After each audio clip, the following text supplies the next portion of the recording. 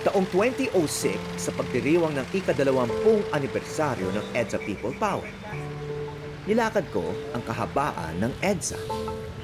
Wala talagang tawiran dito. Wala po eh. Oop, nakakamatay yata.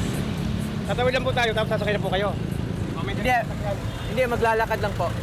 Dito po. Tatawid ko lang po kayo. Sige, thank you. Hop, naku. Delikado pala rito. Thank you, thank you.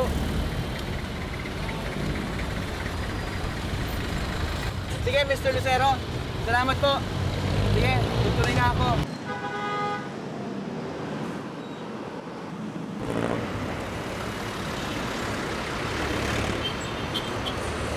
Walkable city daw is a healthy city.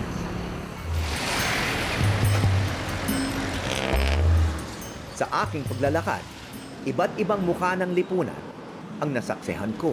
Dito ba kayo nakatira sa EDSA? Kung saan kami abot, doon kami matutulog. Wala kami bahay tira, probinsya kami.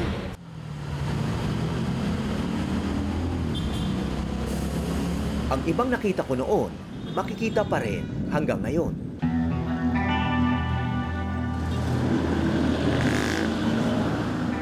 Pero ang malaking tanong, may nagbago nga ba? Meron naman akong agad na napapansin. Kung dati walang sariling puwang ang bisikleta sa EDSA, ngayon may bike lanes na.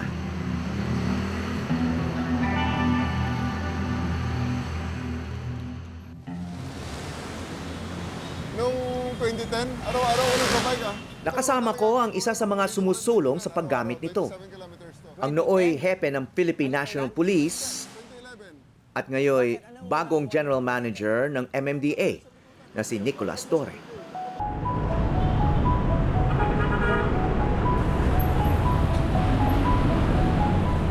So madalas kayo sa EDSA nagbabike?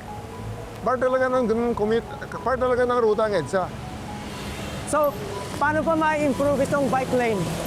Ay, dapat.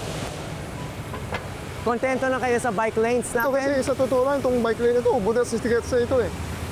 talagang daanan ng motorsiklo, ano? Daanan ng motorsiklo, marami talaga. Dapat ma-encourage pa yung mga tao magbisikleta. Dapat.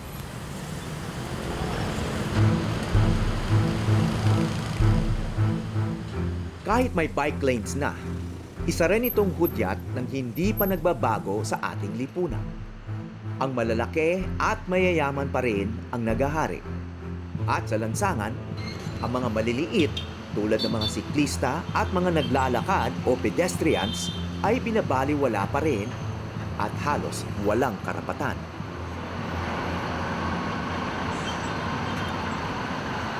Parang karera.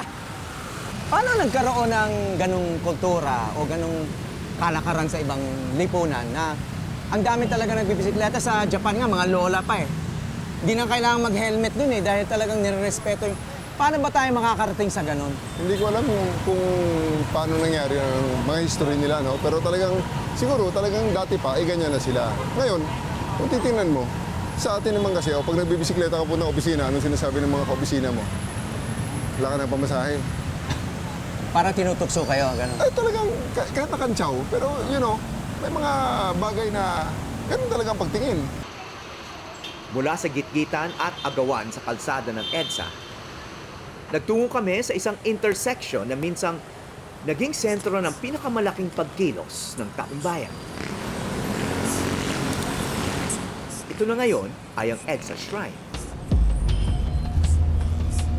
Dito naganap ang mga pinakapamosong pagharap ng mga karaniwang tao sa mga sundalo at tangke. Ang mga larawan ng mga sibilyan na handang magbuwis ng buhay para sa kalayaan ay nakita ng buong mundo at nagbunga ng katagang people power. Nasaan kayo noong 1986? February 1986. Coronadal, South Cotabato. Ang hindi ko makalimutan noon, sinasabi ng announcer, this is the time that you show your love to your country. Yan. Para sa inyo, sa ngayon, ano yung...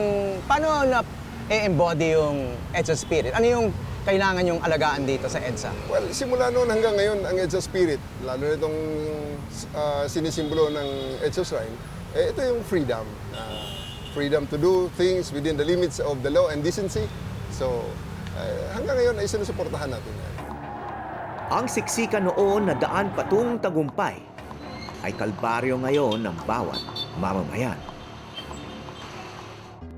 Isang social volcano raw ang Pilipinas noong dekada 80. Para patunayan sa mundo na gusto pa rin siya ng mga Pilipino, nagtawag si dating Pangulong Ferdinand Marcos Sr. ng eleksyon noong Pebrero 1986. Ang kalaban niya, si Cory Aquino, byuda ni dating Senador Ninoy Aquino. Puno ng pananakot ang eleksyon at nag-walk out ang mga tauhan ng COMELEC dahil sa nakita nilang manipulasyon ng resulta. The Speaker recommends that the Batasang Pambansa proclaim Ferdinand E. Marcos as the duly elected President of the Philippines. Bagamat idineklarang panalo si Marcos, nagising na ang buong bansa sa katiwalian. Kumalas sina Juan Ponce Enrile at General Fidel Ramos sa rehimeng Marcos, kasama ang maraming opisyal ng militar. Sa EDSA at sa marami pang lugar sa Maynila, maging sa ibang lungsod ng bansa, sinuportahan sila ng milyong-milyong Pilipino. Pagkatapos ng 4 na araw, lumipad na ang pamilyang Marcos patungong Hawaii. Sa loob ng EDSA Shrine, nakapaskil ang iba't ibang mensahe mula sa mga personalidad noong panahong yon. Kabilang na ang mga salita ni Jaime Cardinal Sin na nag-udyok sa mga tao para tumungo na sa EDSA. Amidst the uncertain shadows cast by our national crisis, let us share with one another our trust and sincerity. I remember this what do you call that, pastoral letter. Isa si Jim Paredes sa mga tumugon sa panawagan ni Cardinal Sin. Tapos nang lumabas ito, parang wala nang atrasan for everybody. So this very spot, no? Ito yung talagang kanto ng Ortigas tsaka EDSA. This is really historic. May mga tao, naghaling tao, tangke, sundalo, madre, pari, Oo, yung mahirap, mayaman, lahat na. Parang ang daming contradictions na na magkasama in one place Nagyakapan Kaya yun ang galing ng EDSA Never happened again. I think it is accurate to say that people went, it was an act of love when we went there. Parang love versus power, may laban ng love